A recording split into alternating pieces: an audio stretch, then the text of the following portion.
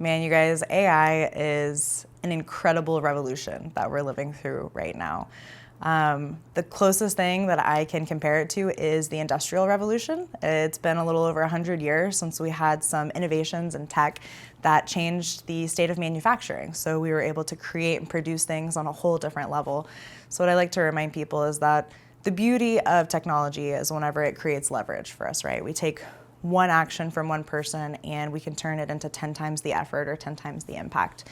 And it's been a really long time since we had a tech tool that had a similar, since we had a tech tool that had that level of impact on industry and business, probably since the internet. The internet had a really massive change in how we do business, and this next version of technological sophistication that we have access to now through the artificial intelligence tools that are becoming more easily available and accessible for people is really unparalleled. So a lot of it is super new and it's constantly changing and evolving. So I don't blame anybody who's just been sitting back and kind of like letting it hit the roads and see how it lands with everyone. But personally, having spent a lot of time diving into it and seeing how these tools can be leveraged and utilized for professionals in a variety of spaces, it's making so many things accessible to people that weren't before.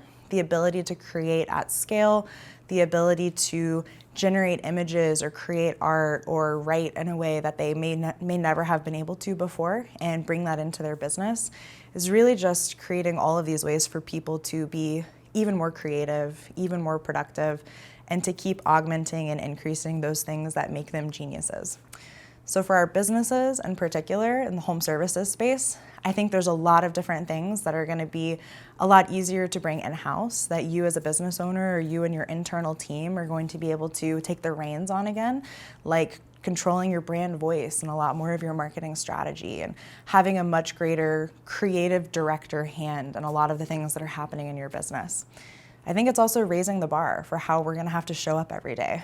One of the huge things that we do in the coaching space when we're working with businesses that are professionalizing is we start teaching them how to document, how to write things down, how to turn things into repeatable processes. And paperwork and documentation is a huge piece of that historically contractors don't really like as much. These tools are suddenly making that so much easier and so much faster to do that it's removing all of these barriers that used to exist. Nowadays, I can take a quick little tool, like a little microphone or a cell phone app, and teach somebody to just turn on a recording while they're teaching or training a new teammate. And from that simple recording, we can create 20 different training tools and materials for them so that effort that they were already putting out can be applied to massive impact for their business down the line. It's really an incredible time to see how it's impacting the businesses that we work in. I really love thinking about the impact of AI on jobs in the home services space in particular for kind of a funny reason. So whenever you stay plugged into this tech scene and you're kind of watching the impacts that are rippling across industry, the way that I think about it is that there's really two main types of jobs that we see. I think of it as sitting jobs and standing jobs. There's jobs that people do where they're sitting down, they're sitting at computers, they're interacting with other people maybe. And there's jobs that you do that are standing because you have to be really active, you have to be engaged. You're moving things from one place to another or you're impacting materials, and all of the skilled trades fall into these standing jobs.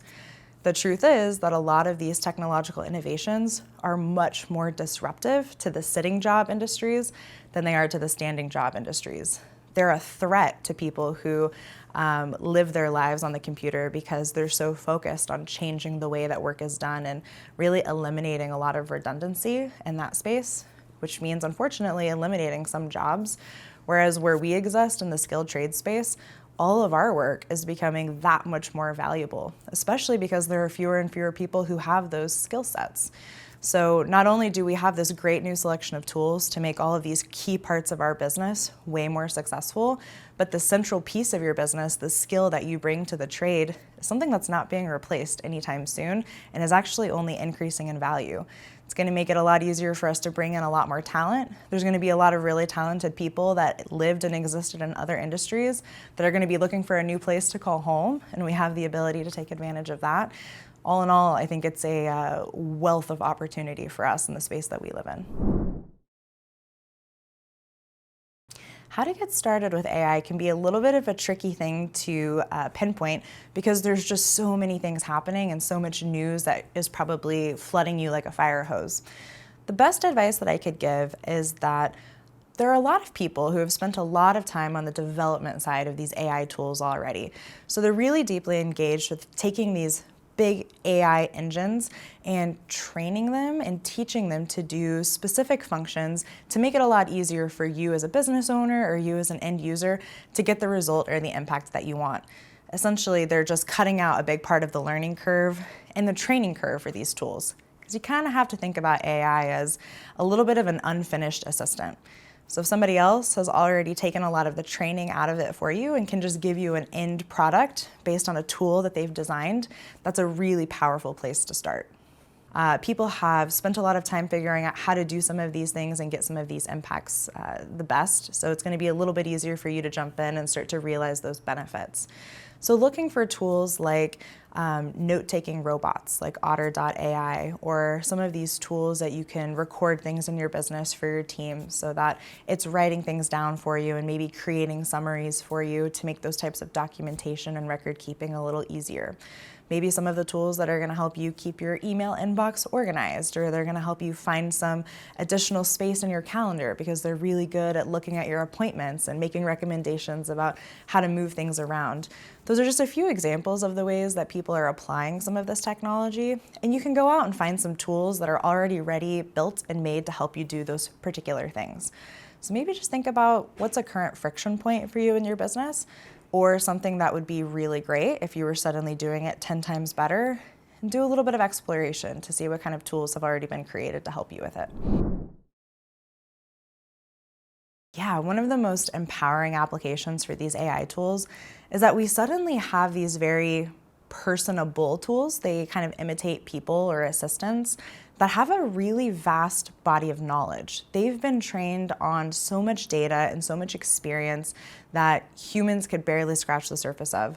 That what this means effectively for us as business owners or as people who are learning to use these tools, so if we're teaching our team how to use these tools, are that things that previously might have taken you weeks or months or even years to teach somebody a skill set on. For example, how to write really persuasive advertisements, or how to really understand your core customer demographics and who they are and their hopes and their dreams so that you can better serve them as a customer. Those are things that could take a person that you're training a lot of time to absorb and to really be able to effectively work with and implement in their day-to-day. But these tools already have so much of that information innately within them that then it just becomes a question of how do I call that information forward? So now instead of taking all of this time to train people to do these tasks, it's just a matter of figuring out a couple of systems and tools that you can hand them that are going to make them just as effective as a seasoned expert in a lot of these fields. You can actually use the expertise of these different generative AI tools to totally elevate the level of some lower skilled team members that you might be working with. If I had the chance to go back in time and tell myself what to pay closer attention to, I would probably prompt myself to jump in on some of these tools a lot earlier and get in on some of the grandfathered deals and get access to some of these things a lot sooner, because the earlier adopters got a lot better access. It would have just given me a little bit more of an ability to play with these things more and develop on them more so I could teach on them more effectively. I don't think anybody's missed the boat on any of these things yet because they are so early in their capacity and their production. And I think we still have so much blue sky ahead of us when it comes to learning how to pull these things into our businesses and into our daily lives.